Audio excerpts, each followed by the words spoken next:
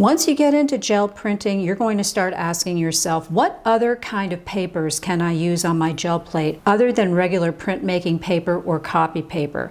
Well, the good news is you can gel print with just about any kind of paper, and that's what I'm going to go over in today's video. Hi, my name is Jenna McLean. I am a printmaker. I do cyanotypes and block printing and gel printing and other forms of printing, and my goal with this channel is to help you become a better printer and to learn more about new processes. So let's dive into this. When I gel print, I usually use this particular brand of printmaking paper. It's 9x12 and it's a little bit bigger therefore than my 8x10 gel plate, and this works beautifully. You can also use copy paper. This paper from Ucreate, this printmaking paper, it's slightly thicker than copy paper, but not much. So this you can use. Now let's get into what you should not use. Let's talk about the two kinds of paper you should not use. One is wax paper, the kind that you have in your kitchen. This is just not going to be able to pick up the paint. That waxy surface on it is not going to enable you to do a pull. So forget this. And you should absolutely, positively never use photo paper on your gel plate. Problem is the photo paper will stick to your plate, and then when you go to pull it, it will probably tear, and then those pieces that get left on your gel plate, they're not ever coming off, and you have just destroyed your gel plate. So just stay away from photo paper. If you use wax paper, it's not going to ruin your plate. It's just not going to do the pull. But photo paper, you have to stay away from. So we have a lot of different things that you can use for printing. I'm going to go over these one by one. I'll do a couple of projects with these different papers, and I'll tell you which papers are best for which kinds of projects. So let's dive in. It's really fun to print on something, a piece of paper that already has print on it. This is an old book that I found in the trash in the building where I live. And somebody was throwing this out, and so I rescued it, and then what I'll do is I'll tear a page out of this and use it to pull a print. It just so happens in the building where I live, down in the laundry room, there is a library where people can bring books that they don't want anymore, and you're free to take them if you want. You're free to read them and bring them back, which I have done. And every once in a while, somebody goes through those bookshelves and tosses out books that look like nobody's reading them. So I went down there and found some old Encyclopedia Britannicas. There's the entire series down there. And if you just go through an old encyclopedia or a dictionary, you can find some really interesting sheets to use. This is on bees. We have pictures of bees here, bees up close. And if you're doing any kind of gel print where you want to have kind of a scientific look, this is a lot of fun to do, is to pull some kind of science-based papers out of an old dictionary or an encyclopedia. And then you also have pages that are just mostly print. So you can get a really nice look with these. Here is some sheet music that I found. I don't think that this is really very old, but somebody was throwing this out, and so I've been practicing gel printing with this. You can gel print on vintage paper ephemera. These are some old envelopes that I picked up at a flea market. You can print on these. You can print on old maps, journals, old receipts. Any kind of old vintage paper will work. And another thing that you can do with old papers like this is that you can cut pieces of things out and create a collage. You can glue pieces of vintage papers to, let's say, a piece of printmaking paper and have a melange of vintage papers here, and then put that on your gel plate and pull a print. You can print with color paper. Yes, you can print on black, and I'll show you an example of that as we go on. You can print on brown craft paper, any color paper. You have to be a little bit particular about what color paints you use, but it can be done. You can gel print into a journal, and by the way, I will put links to these materials in the description below. Here are some gel prints that I did in this journal. So you can definitely do that. You can gel print on regular notebook paper. Graph paper is a lot of fun. I've printed on graph paper and I've gotten some really great results. This is newsprint. You can print on that. Here's an old composition book. You can print right into this if you want, or you can tear a sheet out and use it. Now let's talk about tissue paper, because that's what this is. Here is a sheet of this paper. It is from a company called Spectra Art Tissue. And when you're working with tissue paper on your gel plate, you have to make sure that you buy a specific type of paper that can handle wetness, that it can handle the moisture that is in the paint. So yes, you can use tissue paper, and I will show you how to do that later on. This is deli paper. It's not in your typical deli paper box that you would see when you go to buy a sandwich or a bagel. This deli paper works really well when you're printing with stencils, and I'll show you how to do that, and I will explain later in this video why deli paper is really terrific for stencils. This particular deli paper that I bought, I got this from Amazon. It does not have a waxy side and a side that's not waxy. Both of these sides of paper have a matte finish, and it's actually good that these did not come in a box because they're flat, which means you don't have to press them. Sometimes when you have papers that are all folded up like this and you open them out, they have folds in them, and you can try to press them out with your hands, but sometimes you may want to press these with a dry iron. So what I like about these sheets of deli paper is that they came to me flat, so I don't have to worry about any folds that happen to be in them. This is handmade paper with a nice deckled edge. This came from India. I don't know if you can see this. I don't know if the camera is picking it up, but it has a linen finish. You can definitely see that there are fibers going this way and fibers going that way. And lightly textured papers like this can really have a beautiful look when you gel print on them. Here is a mixed media pad. I have gel printed on some of this paper. And this is mulberry paper. And you can see the various fibers here. Mulberry paper is made from the inside of the bark of mulberry trees. It's very sheer, and it has a lovely texture to it, and a lot of gel printers like to use mulberry paper. I also want to talk about rice paper. I don't happen to have a pad of rice paper here, but when you see rice paper in an art store or online, many times that so-called rice paper has actually been made out of the bark of a mulberry tree. There are some true rice papers out there, but when you see a paper out there, oh, this is rice paper, it's the same as mulberry paper. So I just wanted to point that out. They're usually one and the same. You can also use watercolor paper. I will use watercolor paper because it's thicker and it's heavier when I'm doing a print that has many, many layers of paint. This is a print I made. It has about 4 or 5 layers of paint on it. I used 4 stencils in here and then a 5th stencil here. And so when this print was done, there were many layers of paint on my gel plate, and I had to put it down and pull all of them off the plate successfully. And I actually made this for a YouTube video that happens to be here on the channel. I will link that video below in the description. Here we have a print that I did on black paper. It's just regular art paper. And this is a sped up version of it. When you're working with darker paper like this, it's really good to go with pastels, but here you can see me adding some red to the bottom of this print, and it really did come out. The red popped against the black paper. So I put down some botanicals, I placed the black paper on top of it, and then I took some blue masking tape as a hinge. I pulled the plant material out, and then I pressed the paper back down to pick up some more of the detail. And here you have the final effect of what a gel print can look like on a piece of black paper. Here is a really fun project I did with just a tube of Prussian blue paint. I did a set of these, what I call faux cyanotypes. If you're familiar with cyanotypes, they're also called sun prints. You take a chemical and you brush it on some paper, and you take some plants or whatever, and you take it out into the sun, and the paper develops this beautiful blue color. Well, these are fake cyanotypes. I was using my gel plate to create some cyanotype looks, and I decided to use a lot of the different papers that I just showed you to create a collection. This would be something that you could put on your wall. You could take all of these different prints and hang them on your wall, and what gives it visual interest is that I used a bunch of these different papers. Here are 2 prints that I did from that book that I found down in my laundry room, the book that I was just showing you. And here is a print I did on a sheet that I tore out of that composition book. Really got a lot of fine detail on that. Here is a print done on the graph paper, and this really picked up a lot of detail. I was really impressed with how the graph paper nailed so many of these details of this branchy plant. And these are just some other pulls that I did on regular printing paper. Here's another one.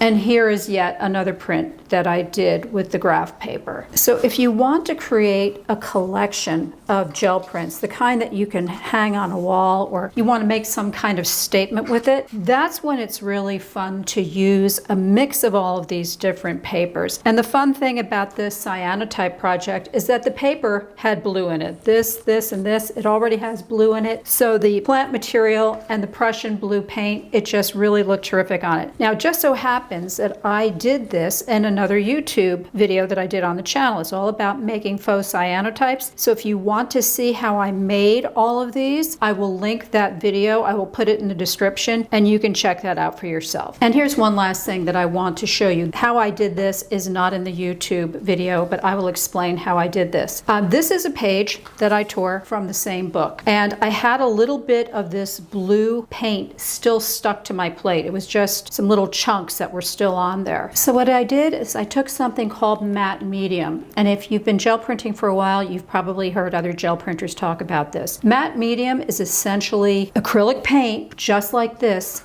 with no color. It's clear. So what happened is that I had my gel plate. It had a little bit of blue paint stuck on it. I squirted some of this matte medium onto the gel plate. I rolled it out, and then I took this, I placed it face down on the plate. I pulled it up, and now you have this really cool vintage print that I could use as a background for another print that I want to do, or I could use it as a collage, or I could just leave it the way it is if I wanted to create a collection of these prints. And this just has a beautiful vintage, interesting look to it. So that's another thing that you can do with printed material, is use these as pickup sheets to pick up little chunks of paint, and you can do that with matte medium. So let me show you how this is done, because this is something that's really fun to do with vintage papers. I have a very thin layer of blue paint on this 5x7-inch plate. It's dry, and I poured some of this matte medium into this little plastic container, and I'm going to roll it out.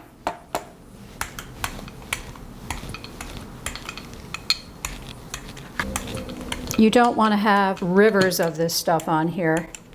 So if you've put too much on, which I just did, try taking some of it off. I'm going to tear a page out of this book.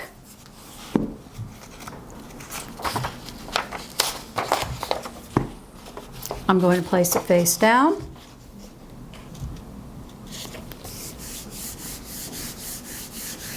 And let it dry. You can use matte medium with many other gel printing projects. It's good if you have some paint stuck to the plate and you want to pull it up, because the matte medium will dry completely clear. Let's see what we have here. I don't know if this is dry.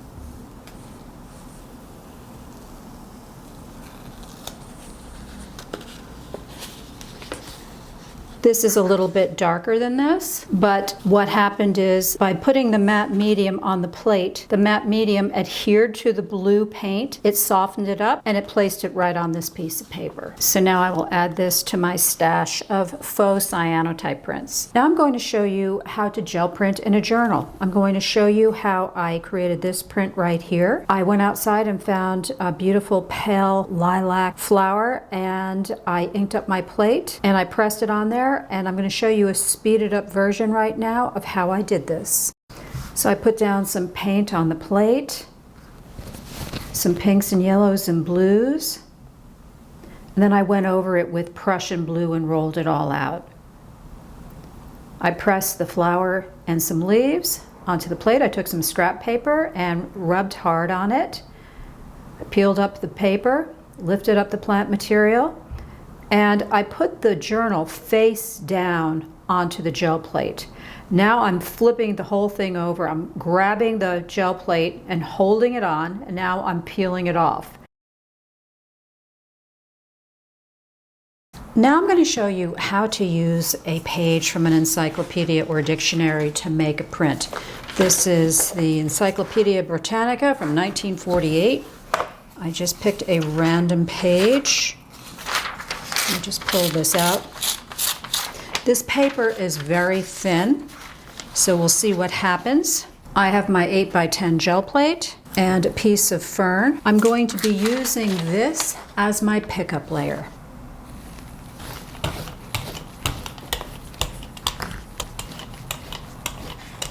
I'm going to place this fern vein side down on my gel plate, and I'm going to use this piece of scrap to rub over it. So what I'm trying to do is I'm trying to get the fern pressed into the paint so I get a good impression. And I'm also trying to lift up the paint off the plate in the area where the fern is not.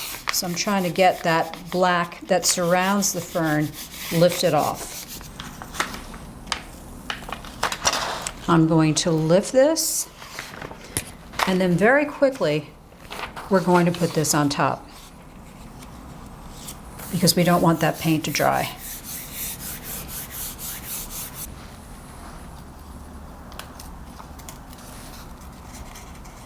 I'm being very careful because there are some little tears here, and I don't want to rip this paper.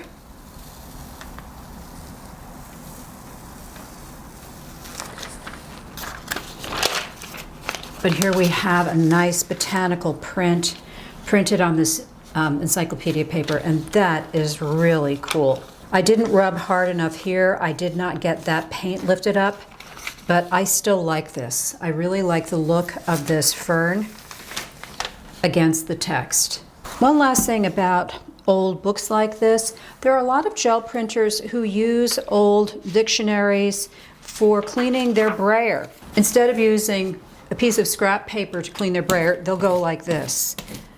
If they have excess paint on the plate, they want to get rid of it. If they want to get rid of some paint from the braille, they roll it off on here. And when one page gets really caked up with paint, they just move to the next. And this is an environmentally smart way to handle things because we do go through an awful lot of paper in the gel printing process. What I do is I have a folder I call gel scrap. These are pieces of scrap. These are prints that didn't work out, and I keep them and I use these. This is my way of recycling and trying to keep my paper waste down, but you can also use one of these. Now I'm going to show you how to use the tissue paper. I have cut down the 20 by 30 inch sheet into 2 pieces. I'm going to put them on the plate. I'm not going to press these out. There are some wrinkles here, but I'm going to smooth them out with my hand. I'm putting some black paint on my plate. I'm going to use the same fern. Now this time, instead of using a piece of regular print paper to rub on this, I'm taking the tissue paper and I'm going to place it gently on top. I'm going to put it down from left to right if I can. Smooth out those wrinkles and start to rub it. And wait until you see how this looks. This is so beautiful.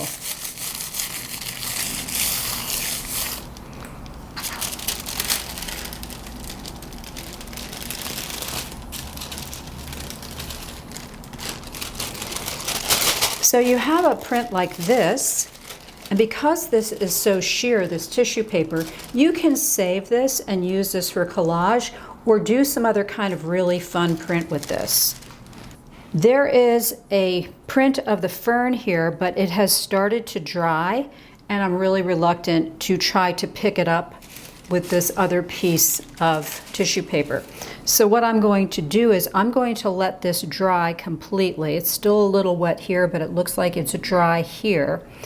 And I'm going to put down some of this matte medium to pick up the print. So I will see you in a minute. Okay, this looks dry, feels dry. I'm going to take some of this matte medium and roll it out onto the plate. Because it's clear, I don't know how well you're going to be able to see this on the camera. And let's set down another piece of tissue paper on it.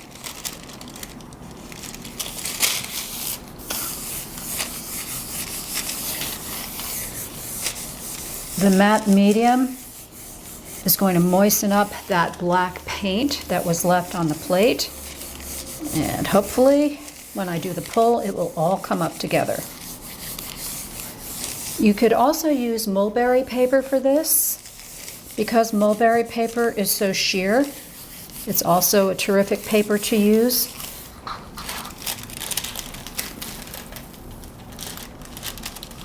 Now, one of the things that I want to suggest is when you use matte medium, instead of pulling up the paper this way, vertically, keep the paper close to the plate and try to keep it horizontal to prevent tearing of the tissue paper, because this is really sticking. And the matte medium did a nice job of lifting up that paint so that I have it on my tissue paper now.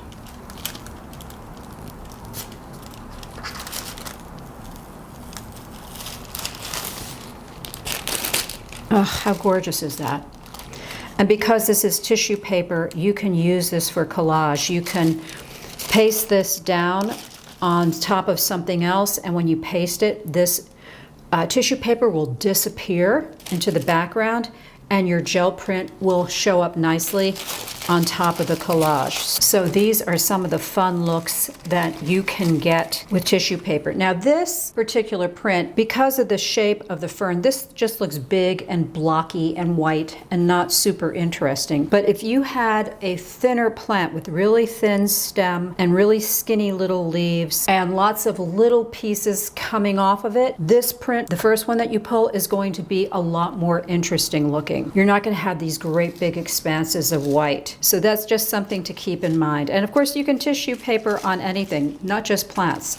So I'm going to move on to the next and last project. I'm going to show you how to use deli paper with stencils. Deli paper is your go-to paper if you're working with stencils. That's because it's thin enough to get into all of these little nooks and crannies and pull the paint out. So when you get your paint on your plate and you press this down and you want to pull the paint out of these little holes, deli paper is the way to go. It's so thin you can get in and get all of that paint out. Now if you use regular copy paper or regular printmaking paper, you can get some of the paint out, but you're not going to be able to get a really good crisp look around the edges because that copy paper or printmaking paper is too thick for you to get your fingers in there and really push. So let me show you what I'm talking about. I'm going to put some paint on my plate.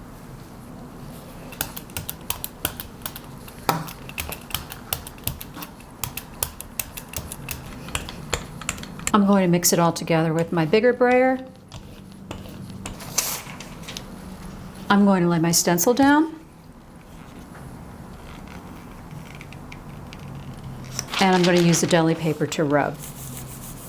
And I'm feeling all of those little holes with my fingers, trying to get as much of that paint out of there as I can, using my fingernail for some of this. Let's see how we did.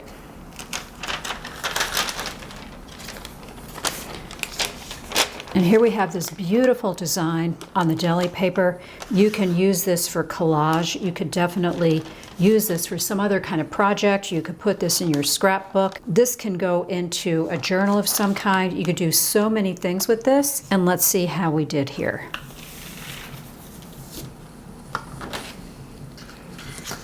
Yeah, we have a nice, beautiful lift here. Hopefully this is going to get picked up. Hopefully this isn't dry yet.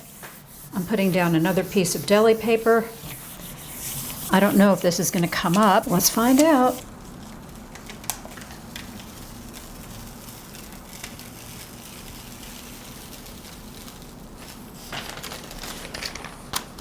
Yeah, that really worked out well. And there's the print.